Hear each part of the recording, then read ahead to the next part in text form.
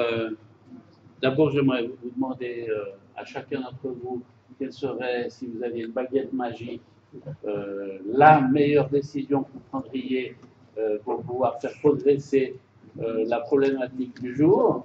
Puis on verra après avec la salle et puis on verra ce qu'on arrive à imaginer. Donc, qui veut prendre la parole le premier? Bon, Oui, non. je peux dire, je peux aller. Moi, je pense, étant scientifique, on, parfois on regarde les problèmes dans un angle un peu plus différent. Donc, on discute beaucoup sur le stockage de l'hydrogène. Et comme je vous ai un peu parlé pendant ma présentation, il y a toujours le problème, on a besoin d'un catalyseur pour faire l'hydrogène. Donc, on ne peut pas vraiment avoir 2 milliards de voitures avec des piles à combustible, avec de la platine, simplement parce qu'il n'y a pas assez de platine dans la planète pour faire 2 milliards de voitures avec des piles à combustible, avec la technologie qu'on a aujourd'hui. Donc, on a d'autres catalyseurs, mais il faut quand même qu'on commence à appliquer ce qu'on connaît à l'échelle des laboratoires, à l'industrie. Et voilà, moi, je pense que ça, c'est un grand défi encore. Il n'y a pas que le platinium. Je pourrais faire ma baguette. Le lithium aussi. Un peu plus de platine et de lithium dans la planète. Les gens de Bélène, la solution de stockage est aussi la méthanisation de l'hydrogène. Vous avez une idée de rendement si on a du CO2 disponible et d'hydrogène Bon, le problème du CO2, c'est que la concentration est en ppm à l'atmosphère.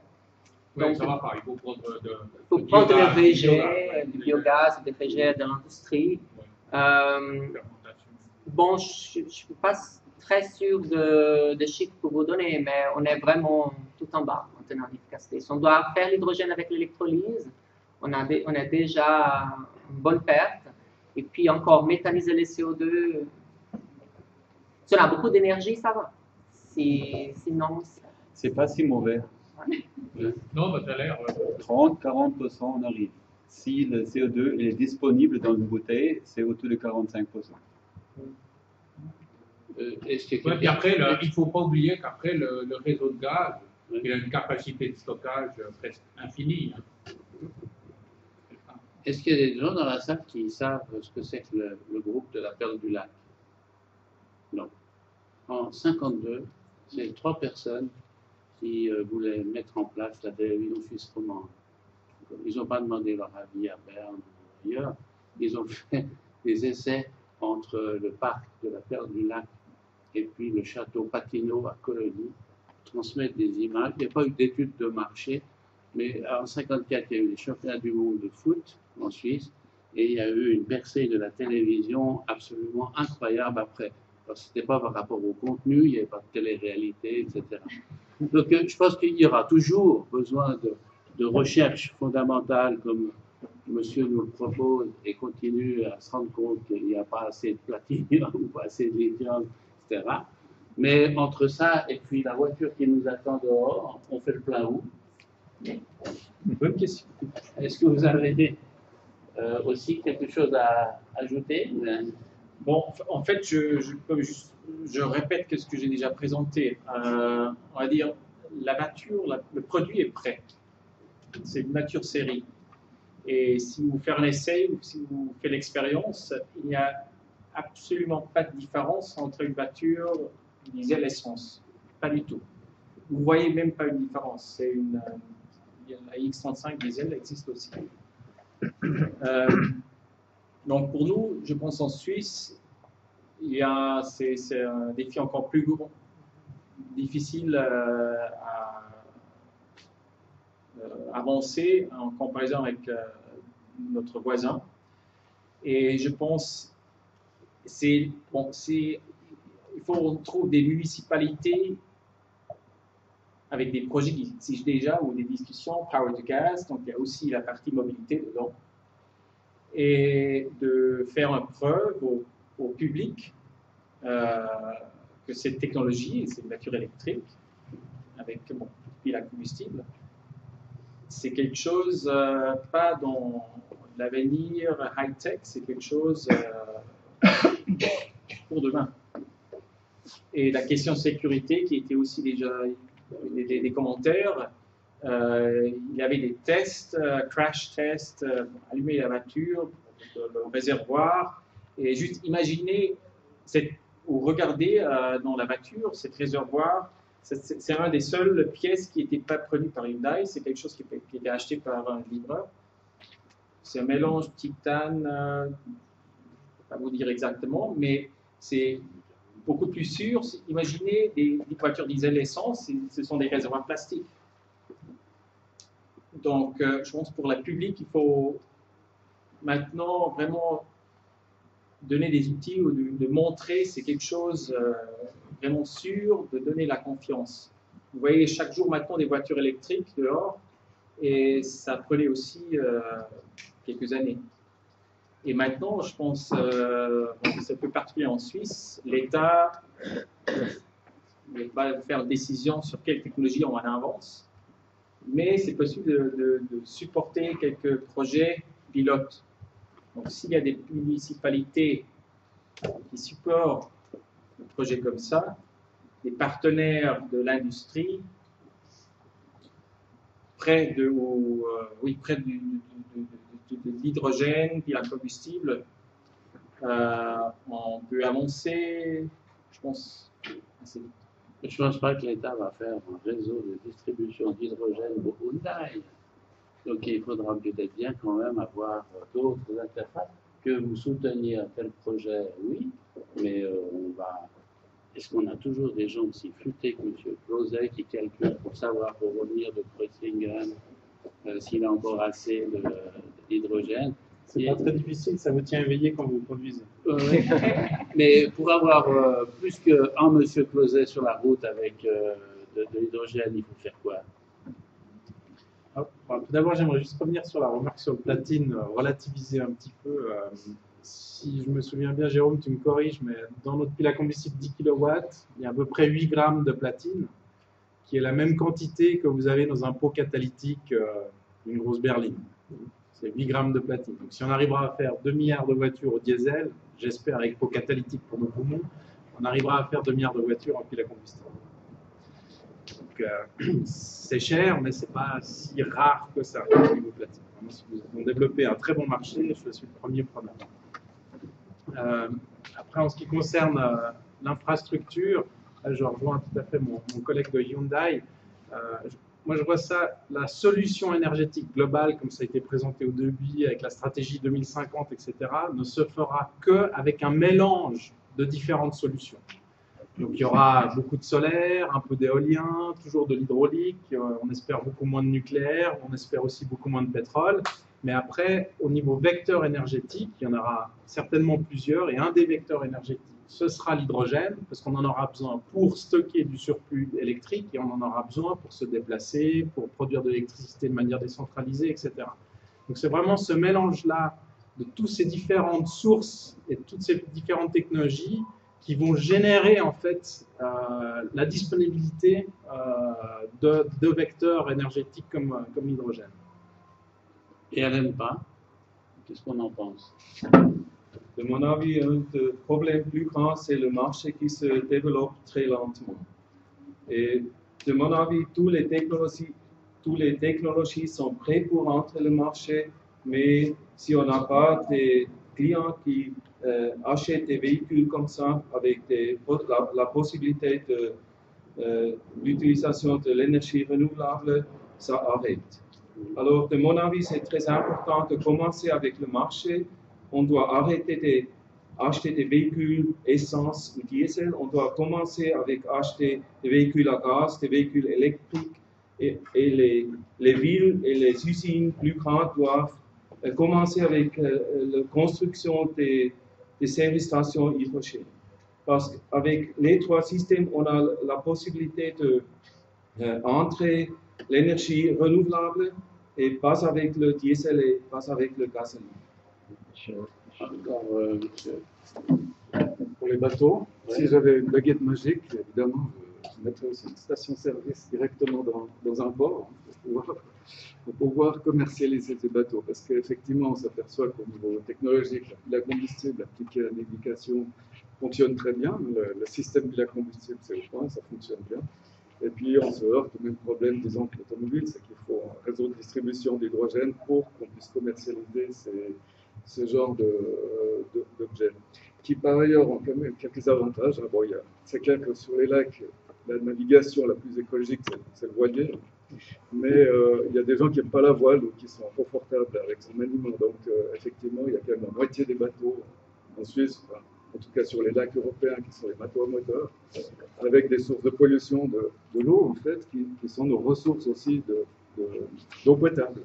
Donc, quelque part, on trouve que c'est important de respecter nos lacs, de respecter l'eau. Et les bateaux, après la combustible, c'est un moyen d'y arriver avec une énergie renouvelable, autant que l'hydrogène soit fabriqué avec une énergie renouvelable derrière, alors que ce soit du biogaz et que ça passe par un gazoduc.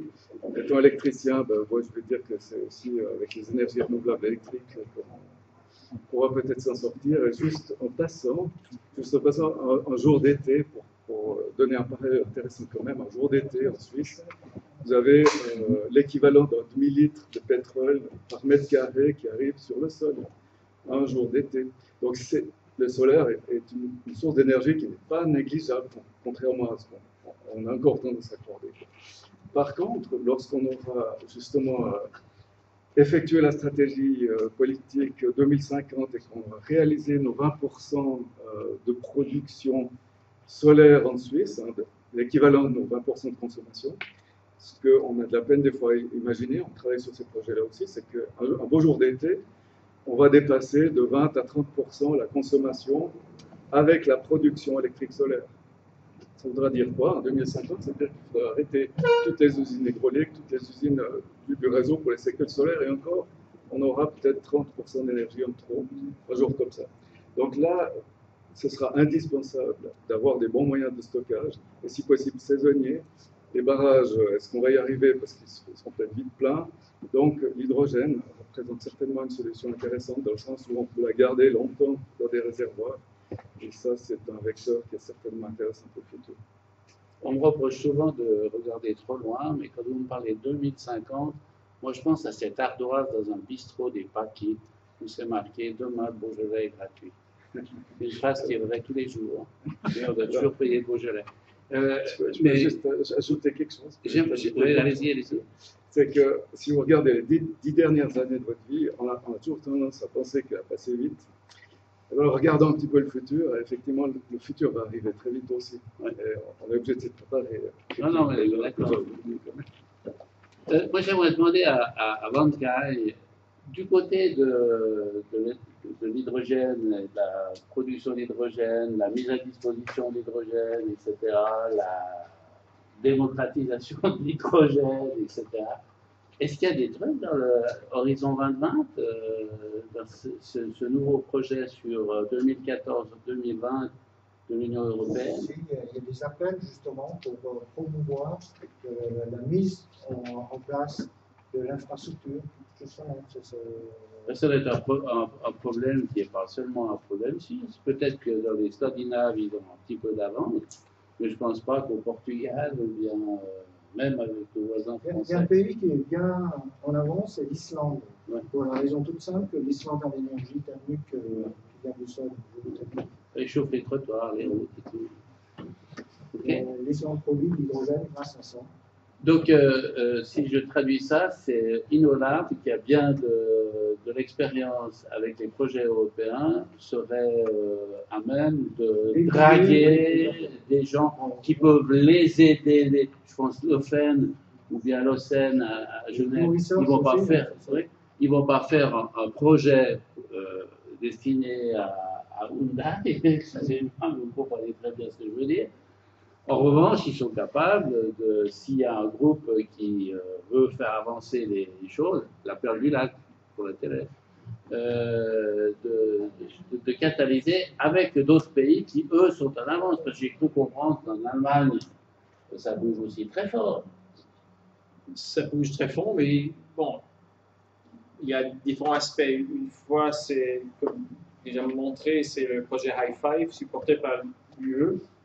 Et l'autre côté, c'est l'industrie automobile en Allemagne qui a Un lobby très puissant. très puissante et bien sûr, bon, il bouge ce projet ou cette technologie assez fort, bien sûr. Comment la salle voit la chose? Monsieur. J'ai une remarque. On parle aujourd'hui, toujours et dans le futur, de projet de démonstration parce qu'il y a quelques idéalistes et quelques petits idéalistes qui se permettent, pour leur conscience verte, de payer 30, 40 fois plus le kilomètre qu'il coûte avec l'alternative classique. On n'aura jamais cette mobilité d'hydrogène au coût qu'on a aujourd'hui avec l'énergie fossile. Il faut se rendre compte, la question est une question économique. La technologie va évoluer, ça en aura. Ça fait longtemps, 100 ans qu'on fabrique de l'hydrogène, qu'on transporte l'hydrogène. C'est pas la peine de discuter seulement de la réduction des émissions de CO2. La vraie question est qu'est-ce que le public est prêt de payer, parce qu'on parle d'un effet de masse. C'est pas quelqu'un d'idéaliste qu'il faut toucher, c'est le public de masse qu'il faut toucher. Est-ce que le public sera prêt de payer 10 fois plus le kilomètre? Et qu'est-ce que ça signifie? Avant l'effet de masse, je pense que c'est l'effet de bootstrap qu'il faudrait arriver à... Parce qu'on n'arrivera pas au même niveau. On n'arrivera pas au même niveau. Si on parle de prix, aujourd'hui, vous faites 100 km, ça vous coûte 10 francs, avec de l'essence, grosso modo. Je ne sais pas quelle voiture vous avez, mais à peu près 5, 6 litres, 7 litres au 100, ça vous coûte 10 francs les 100 km. En voiture électrique, les mêmes 100 km vous coûtent 2 francs. Ça dépend si vous chargez la nuit ou la journée, si vous avez un tarif de nuit ou un tarif de jour. Ça vous coûte 2 francs, donc c'est beaucoup moins cher. Donc là, déjà, là, vous devriez faire Et vous avez mis les taxes. Tôt ou tard, il faudra mettre les taxes. On a aussi mesure de la batterie. Et puis le fait que quand vous achetez de l'essence, elle paye beaucoup de taxes, et puis que l'électricité qui n'était pas prévue pour charger les véhicules ne paye pas les taxes routières. Donc à long terme, vous ne pouvez pas compter comme ça. Elle paye les subventions à l'énergie solaire, par exemple. Attendez, mais laissez-le finir Et d'abord. puis au niveau hydrogène aujourd'hui, le coût brut sans taxe, je le reconnais, c'est à peu près 10 francs, ça dépend, ça varie entre 8 et 12 francs le kilo, et vous faites les 100 km avec 1 kilo d'hydrogène. Donc aujourd'hui, c'est parfaitement équivalent. Après, il faut voir comment répartir les taxes, mais c'est une question politique. C'est pas. Je suis désolé, vous prenez en compte que les coûts opératoires de la production et de la distribution d'hydrogène. Une station d'hydrogène de la type à Brook, qui remplit 5 bus par jour, coûte 2 millions de francs suisses. La station d'essence, diesel à côté, qui remplit 150 bus par jour, 30 000 francs. Voilà la réalité. Vous avez installé combien de stations d'essence dans le monde et combien de stations d'hydrogène? C'est une question de volume. Vous n'arriverez jamais à ces niveaux-là. C'est impossible. Boris? Moi, je n'ai pas bien compris comment M. Blattner calculait le rendement des moteurs, parce qu'il a montré très furtivement une slide. Oui, l'image. On vous appelez une image, mais il est beaucoup plus facile de définir le calcul du rendement d'un moteur d'une machine thermique que d'un moteur à combustible, parce que dans une machine thermique, vous avez un combustible que vous êtes allé chercher des siècles, des millénaires, des millions d'années sans préparer. On l'allume, on peut dire qu'il y a tant d'énergie thermique et tant d'énergie mécanique. C'est d'ailleurs un très mauvais rendement, on le sait, puisqu'il y a déjà au départ une unité théorique très basse, et en dessous, il y a encore toutes les pertes dues au moteur mal foutu. Et dans le cas de la pile à combustible, je n'ai pas compris, parce que vous avez le rendement de l'électricité qui va se transformer en mouvement mécanique. Puis vous avez le rendement de l'hydrogène qui va produire l'électricité, vous avez le rendement du producteur d'hydrogène. Donc je ne sais pas très bien de quel rendement on parle quand on dit qu'il y a un très bon rendement, c'est peut-être vrai, mais enfin je ne sais pas de quel rendement on parle. Puis il faut quand même aussi dire que les transports publics genevois, ils abandonnent les trolleybus pour les autobus. Ils ont certainement tort, mais ils doivent avoir des raisons, et je serais quand même intéressé de savoir lesquelles, parce que le trolleybus, il correspond totalement au schéma de l'énergie propre au marché, puisqu'on nous cache toujours que l'essentiel d'électricité c'est produit par des centrales thermiques. On met en gros sur les bus, ce bus voyage, vous transporte à l'énergie, etc. Comment ils le savent, ils n'ont jamais pu nous l'expliquer. Mais enfin, bon. Donc là, on est quand même je dois admettre quand même que c'est la première fois que je vois une table ronde sur cette question où on ne croit plus au moteur perpétuel. Parce que tous ceux auxquels j'ai assisté depuis 20 ans, on avait des gens qui croyaient au moteur perpétuel, qui croyaient que l'hydrogène, ça pousse sur des arbres, qu'on va cueillir des fruits à hydrogène, qu'on les passe dans une presse et qu'on met ça dans le réservoir. Donc, pour une fois, j'ai eu des gens qui parlaient entre autres de la question de la production de l'hydrogène. Il y a un monsieur de Carbagaz ici. Il y a un monsieur de Carbagaz. Oui, c'est la première fois depuis ma naissance j'entends ça, donc bravo.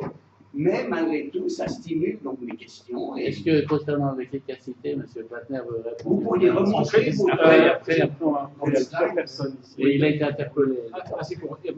Je ne suis pas un ingénieur, je n'ai pas les détails, donc je ne peux pas répondre aux questions. On peut voir peut-être après, peut-être M. Barra peut répondre. Juste avant j'aimerais bien voir en Corée, comme ça me permettra d'être invité par Hyundai. Il y a paraît-il un spécialiste dans la salle.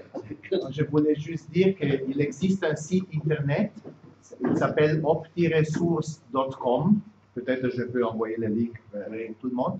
Donc c'est gratuit. Là, vous pouvez combiner 851 chaînes énergétiques, donc énergie primaire de toutes sortes, ce qu'on connaît aujourd'hui, des transformations pour faire fuel, que ce soit électricité, diesel, essence, hydrogène, etc.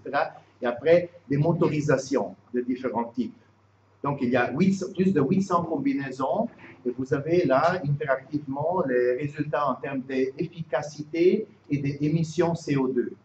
Ce n'est pas encore le cycle total parce qu'il n'y a pas les énergies grises, mais pour le well-to-wheel, c'est une façon très simple pour faire des comparaisons. Vous pouvez le faire vous-même.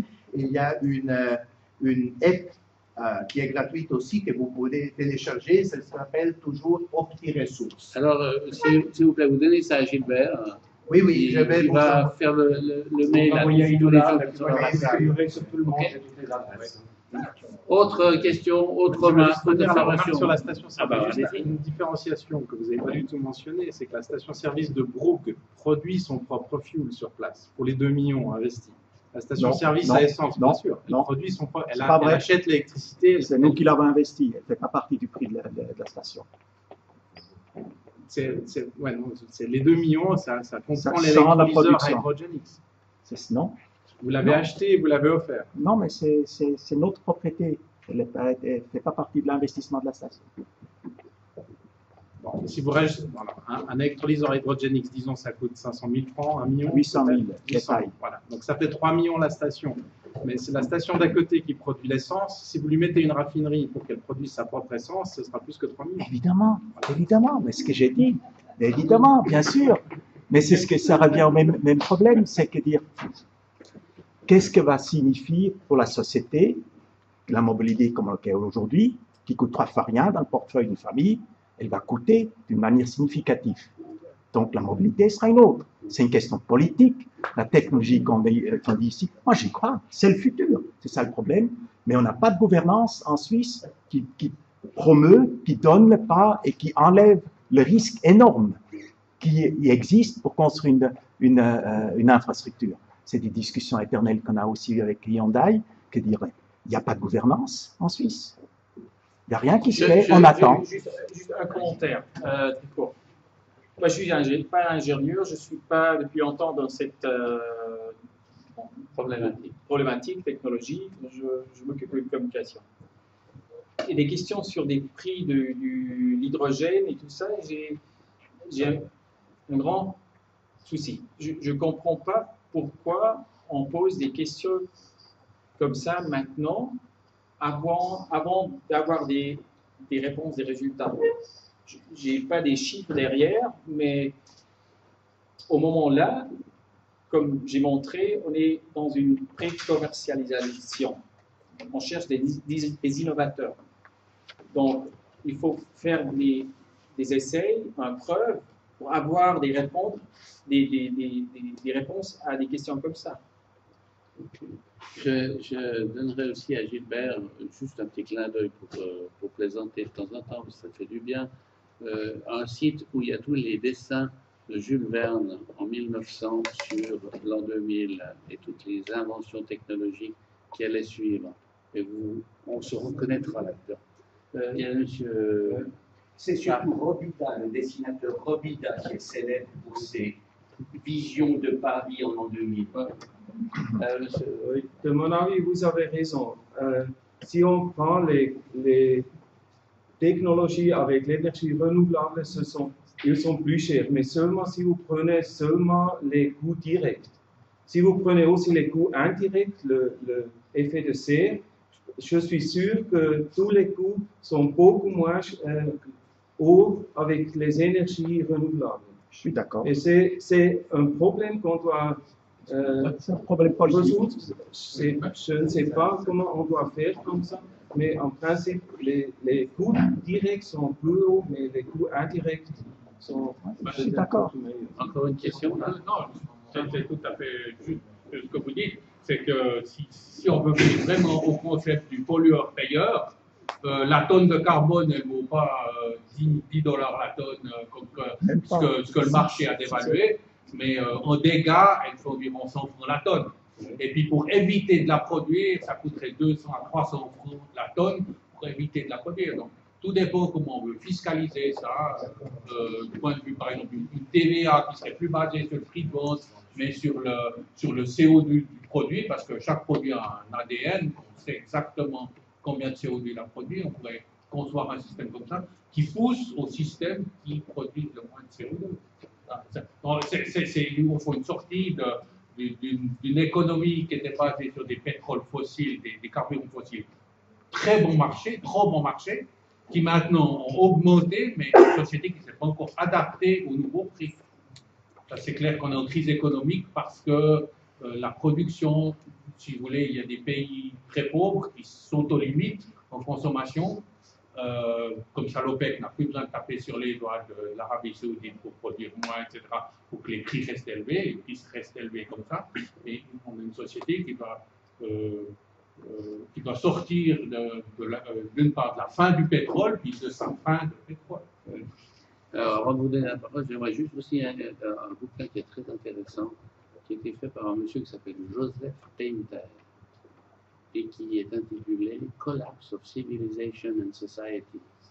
Okay? Il a pris les Mayas, les Incas, les Ming, les Romains, les Ottomans, etc. Puis il a essayé de voir pourquoi ils ont disparu. Alors, des fois, il y a un fou qui appuie sur un bouton, ça arrive, mais parmi les 10 meilleures raisons, il y en a 2 qui peuvent vous intéresser. La première, c'est l'épuisement des ressources. Et on n'a peut-être pas jusqu'à 2050 avant de prendre des vraies décisions. Et puis la deuxième, c'est quand vous avez un système unique, massif d'informations qui commence à débloquer. Toute ressemblance avec des choses qu'on vit tous les jours, on n'a rien à voir. Mais je te donnerai aussi la référence du bouquin. Oui, vas-y.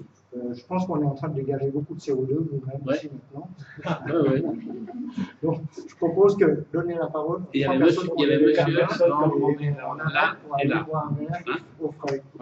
Seulement brièvement, en principe, j'aime bien la présentation aujourd'hui. Moi, j'essaie toujours, quand je parle avec les amis ou les autres qui ont un autre avis très général, de séparer quelle est la vision de l'avenir très lointain, dans 2050 de Madame Leuter, ou si on veut 2080. Là, le jour où on a un pic solaire à midi, où les Swissgrid va payer pour se débarrasser, l'hydrogène est plus ou moins gratuit. C'est déjà le cas aujourd'hui. C'est déjà le cas. C'est déjà le cas aujourd'hui. Je veux seulement dire, dans l'avenir lointain, tout le monde est d'accord sur cela. Aucune discussion. Alors, on ne parle plus de cela. Dans ces cas-là, c'est système réglé. Mais comment est-ce qu'on arrive à cette période-là? Là, maintenant, on parle du problème d'aujourd'hui, de Hyundai, qui est une super bagnole qui roule, des voitures, de tout ça qui fonctionne. Alors, la question, c'est comment est-ce qu'on va passer la phase de transition qui est dure, où tout le monde calcule, je 10 francs, est-ce que je paye ça ou ça ou ça? Alors, il faut séparer les deux choses. Il ne faut pas parler du futur. Tout le monde ici dans la salle est convaincu que ça fonctionne. Maintenant, comment y arriver? Alors, attention dans la discussion. D'accord. Monsieur, et puis après. Oui, je suis un convaincu de la pile à combustible et de l'hydrogène depuis à peu près 20 ans, mais j'ai une inquiétude. Alors, j'ai une question soit à M. Blattner, soit à M. Closset. Si tant est qu'on construise des stations-service à hydrogène, comment ça va fonctionner? Parce que les stations-service à essence, on a un pistolet, on appuie dessus, glou. Alors, pour moi, pas de problème pour les entreprises de transport public. Ils ont du personnel professionnel qui fait le plein, donc avec toute sécurité. À la voirie, c'est aussi des professionnels. Mais quand ce sera Madame Tout le Monde et Monsieur Tout le Monde qui vont faire leur plein à la station-service à hydrogène, j'ai un petit souci. J'ai aussi un petit souci pour les systèmes de connexion. Est-ce que Hyundai et puis chez vous, c'est comment? Belenos, ils ont le même système de connexion. Donc là, qu'est-ce que vous envisagez comme système sûr pour que Monsieur et Madame Tout le Monde puissent faire le plein? J'ai oublié de vous montrer un petit film où on voit une des dames qui travaille chez nous qui fait le plein. Franchement, je fais le plein toutes les semaines, c'est très facile. Il y a vraiment, et en plus, tous les embouts sont maintenant totalement uniformisés. Il y a deux différences. Il y a le système 350 bars et le système 700 bars. Donc, moi, je ne peux pas faire le plein avec une station-service 700 bars, mais une voiture 700 bars peut faire le plein sur une station-service 350 bars. Par contre, elle va mettre la moitié d'hydrogène dans son réservoir par rapport à ses capacités. Mais très franchement, c'est tout simple. Il ne faut pas avoir peur. On met l'embout, on appuie sur le bouton, ça se remplit. Et puis, donnez à Gilbert l'adresse. C'est presque comme le gaz naturel qu'on a déjà. Oui, c'est une question du temps jusqu'à cette question a été résolue. Et les questions pour les autobus post-auto. C'était la même chose, et si j'ai bien compris, c'est aussi les conducteurs maintenant qui font plein des autobus. Voilà. C'est une. Sauf erreur, les connecteurs sont standardisés. Oui, ils sont standardisés comme les autres là. Vous permettez une Attendez, il y avait un monsieur qui n'a pas pris la parole et qui voulait parler. On a beaucoup parlé d'hydrogène, c'est une énergie très intéressante. Maintenant, comment va-t-on faire pour le stocker? Parce que l'hydrogène, c'est quand même assez particulier à stocker. Tout particulièrement l'été passé, on a fait un projet au niveau de l'EPIA, c'était de redimensionner le chauffage de l'EPIA en innovant. On a cherché une solution sur l'hydrogène. On est arrivé à une conclusion qu'il nous fallait à peu près une piscine pour arriver à stocker l'énergie en hydrogène pour chauffer l'EPIA durant un hiver. Et comment on va faire dans le réseau suisse pour arriver à stocker l'hydrogène? Est-ce qu'on va le produire au coup à coup? Est-ce qu'on va pouvoir le stocker? Peut-être une réponse, c'est que si vous voulez chauffer l'EPIA, prenez un autre type de combustible, prenez des SOFC, des kilos de température. Si vous voulez chauffer un bâtiment, vous avez bien le temps pour le moment de prendre une SOFC, une kilo de température qui va consommer du gaz et qui sera faite. Bon, là dans le projet, on utilisait l'hydrogène comme stockage durant l'été, on fabriquait l'hydrogène durant l'été, et on l'utilisait l'hiver pour faire tourner une pompe à chaleur à travers une pile à combustible pour reproduire l'électricité avec un coq, la pompe à chaleur qui nous relevait beaucoup le niveau, donc on ne le brûlait pas. Ok. Sur les projets de recherche, ça peut être intéressant. Maintenant, dans la pratique, moi, je conseillerais plus une pile SOFC pour la cogénération. Alors, on va s'arrêter là. Il y a quelques moyens de stockage, comme on stocke l'air comprimé dans des cavernes. Il est possible de stocker de l'hydrogène dans des grosses cavernes qui sont consacrées à ça. Donc vous pensez que c'est vrai? Il y a encore beaucoup de progrès à faire. Vous allez pouvoir continuer la discussion en prenant un verre. On va s'arrêter là pour l'instant. Et puis je vais repasser la parole à Francaille, si tu as annoncé. Tu les invites à voir. Dehors, à côté des voitures, donc vous pouvez regarder vous-même les voitures. Et juste pour répondre à la question de stockage, c'est aussi de prendre la pression sur les moteurs. La pression,